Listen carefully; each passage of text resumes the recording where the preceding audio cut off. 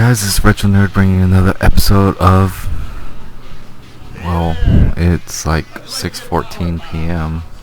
I don't know what other time it could be besides it's Clobberin time. And that's right, this is episode 3 of It's Clobberin time, and we're going to be playing some WCW Nitro. Now, this was one of the first wrestling games that was out for the PlayStation. You know, you had the WWF Attitudes, you had the WCW Nitro, the Thunder, stuff like that. It wasn't until N64 until we got WCW and NWO's Revenge, WCW World Tour, WWF WrestleMania, and WWF No Mercy, where those games revolutionized how wrestling games should be.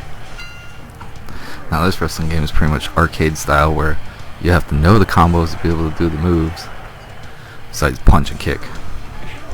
But so pretty much you would have to be like, alright, I wanted to do a suplex. That would be like grapple, up, and then like circle or some shit like that, and you would do the suplex. But, you know, with the health bar as well, you know, you have a health bar in this. You know, you didn't like critically damage, you know, someone's arm and make them tap out or anything like that. You had to like wear them down to the red where it was blinking, and then you could pin them afterwards. And that's pretty much the whole concept of this game.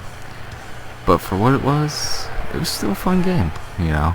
It was way 10 times better than WWF Attitude, and I think they also had one called Warzone, which where the characters are like stiff and their like fingers are extended, and they don't really like have like separate fingers. It's pretty much how you see the fingers on the characters for this game. It's like their fingers are just like, they're like penguins pretty much. They have their thumbs sticking out, but then all their other fingers are fused together, so that's kind of weird. But yeah, it was 10 times better because it was more fast paced, and even though you weren't performing moves, you still had fun, because the WWF Attitude games were just really slow paced, and you're just like, this is getting boring, I'm not having fun. At least in this game, there's always something happening. If you're not doing it, the CPU is doing it and either kicking your ass or whatever, maybe. But still a fun game regardless, better than those Attitude games and the Warzone game, until we got, you know, the famous, you know, N64 wrestling games, you know, like World Tour, NWO's Revenge, WrestleMania 2000, and No Mercy. It wasn't until those games that we were like, oh shit, these games are 10 times better than what we've been playing, like Nitro and Thunder. But it was awesome regardless, you know. This is the type of games we had, and this is what we had to play, you know. It's better than nothing. If we wanted to SmackDown, you know, as Hulk Hogan and Sting, or, you know, Kevin Nash and Ric Flair, or Diamond Dallas Page versus Alex Wright, you know, that's what we had to fucking do. So, done deal. Regardless, but this is a fun game to pick up, you know, and just play with your buddies, especially if you're drunk.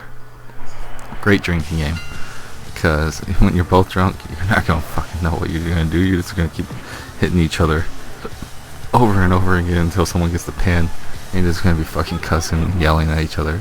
So it would be fun, you know, as long as no one cracks a beer bottle over someone's head, then we don't have any problems there. But regardless, I like this game. I would go recommend trying to find it. You can probably get it for like $10 off of eBay. I mean, I got mine for cheap because I got mine at thrift stores, suckers. Anyways, I recommend playing the game. Why not? I mean, relive some of the past glory with your PS3 and play a PlayStation 1 game.